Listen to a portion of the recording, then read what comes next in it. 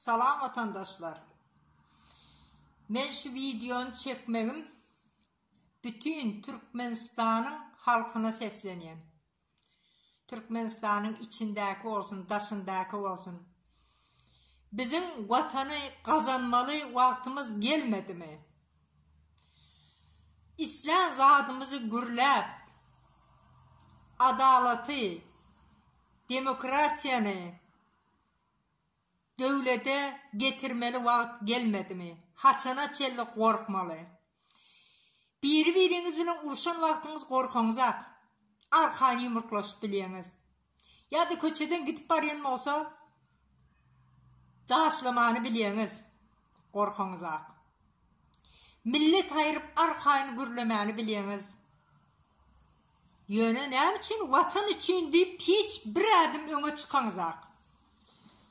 Türkmenistan'ın içinde siz neyden korkuyorsunuz? 10 olun, 20 olun, dilleşin, çıkın. Hekimliğin, polisiyanın binalarını dağışlan, köplep üstüne çözüş edin. Türkmenistan'ın yolu yapık. Sen ne için? Devletin daşındaki adamlardan korkuyor. Ya devletin daşındaki adamlar göz açıldı. Näme bildi. Korkumuzak biz. Təze Türkmenistan'ı kuracak. Demokratik bir devlet kuracak. Şoň için bizden korkuyor. Yolu 2024'ün son kaynaçelli yolu yapıp koydu. Haramgulu. Cemal Saparova diyer. Ay oğlum attaydı. Şey diye. Näme öğriye. Ağlıca öğriye. Ağlıca öğürmek bilen vatan kuruluyor mu? Türkmenistan'ın halkı diye ay terörist yok, asmanımız arası, bomba partlamıyor. Bomba partlamandan sonra siz korkup oturuyor musunuz? Burnunuzdan, ağzınızdan dem alıbileniz, başka yerden dem alıyorsunuz korkuncunuza. Terörist sizin başınızdakiler. Kurbanulu Berdimuhamedov tohum tici bilen terörist. Yani çekirtke geldi olan terörist. Polisiyalarınız terörist. Türmede arkayın adamları öldürüp otur mu? O müntohsarlarına ne deyip cevap vereli? Diyenek sizde türme diyen zat yok. Zindan var, zindan. Türkmenistan'ın daşındaki gezip gören halkımıza da sesleniyor. Ne için? Sesiniz çıkarman oturuyorsunuz. Ne için koşulup hemmemiz birlikte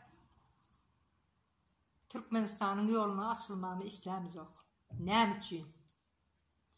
Türkmenistan'ın içindekiler ne açısan çağı öldü şu yerde. Onun en atası yok mu?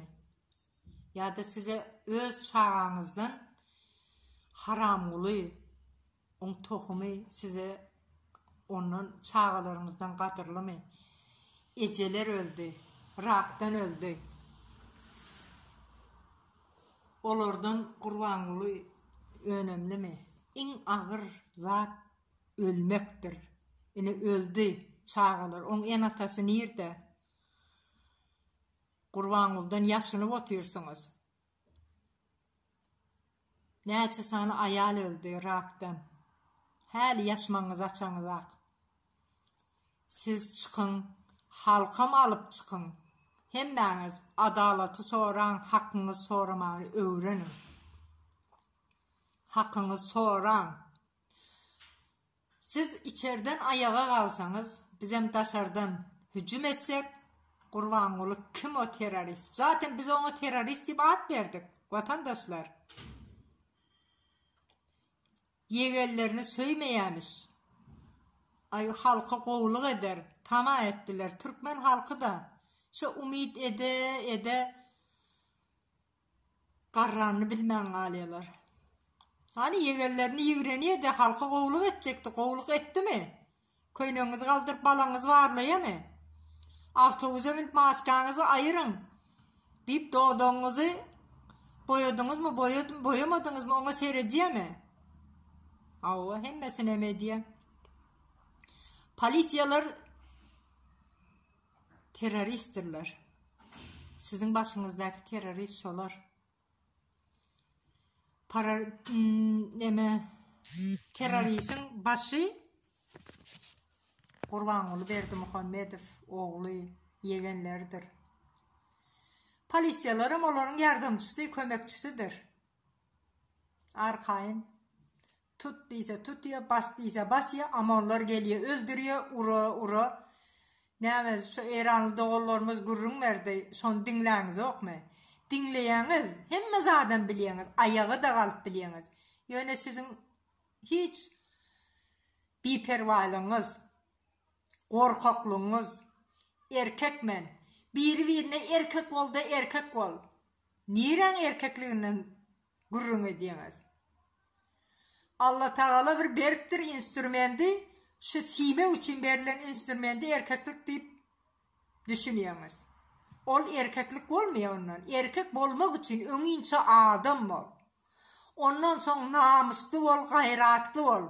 Namuslu, gayratlı adam olsun, ayal olsun, olara erkek değiller sonra. Ayal kızlarınızın namusunu korumanı başar. Ondan sonra erkek değil. Polisiyalar ne için doğduğunu boyadınız mı deyip maskaları ayırdığında bir erkek polisiyan önünden çıkıp durup sen neyme hakkın var men ayalımın ağız burnu bilen demeyiniz.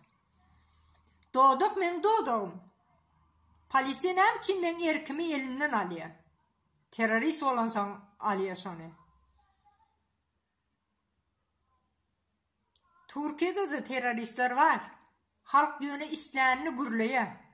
İçinden gelen fikrini rahat arkayın aydıp biliyor. Ne için bizim Türkmen halkımız, Türkmenistan'ın halkı ne için aydıp bilenek? Başınızdaki terörist olunsan ediyor şunu. Halkım, utandırmayın bizi. Utandırmayın başımızdakini alalım da din alın. Teröristin başını. Bir yerde Türkmen diyende ay Türkmen milleti mi ezik deyip geçmesinler bize. Nahili Türkmen milleti, mert milleti bizim şular yalı olalım diyen görülde olalım biz. Başka devletlere de görülde olalım, vatanı kazanalım. Öz Türkmen milletimize ısnat getirmeyelim. Türkmen milletimizi yere urmayalım. Türkmenliğimizden utanmayalım. Oyanın Türkmenim. Gözünüzü açın. Uğuklap yatmayalım. Ağzımıza ikisine girip üç olup çık gitmesin. Öz erkimizi elimizden vermeyelim.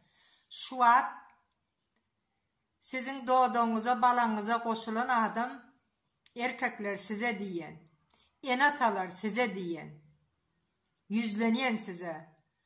Sonra kıyız mı kıyız değil mi şu eğri varmadan bir iyice önüce men bilen bile olup ondan sonra öğlenmeli diyen bir buyruk verirler. Eliniz bilen kıyızınızı kapıdan çıkarıp bir köy verirsiniz. Öğlenecek oğlanım bu prezidentin ya da yegellerinin yine de bir haramzadası var oğlan Kerim Kulu mu kim o aktığı haram oluyor aktığı. Bulduk itemen zap gitarı alıp öne iyice çaykanıp gerkinip duran. Şoların elinden geçip gelir kız ondan sonra öğlenirsiniz sesinize mi çıkarıp bilmersiniz. Ar namusumuzu koralım. Ayalımız yok, erkeğimiz yok. Hemmemiz erkek bolalım. Ay erkek bol demeyelim de adam bolalım. Ar namuslu olalım. Mert bolalım, gayratlı olalım. Erkek bolalım. Hoş sağ olun vatandaşlar.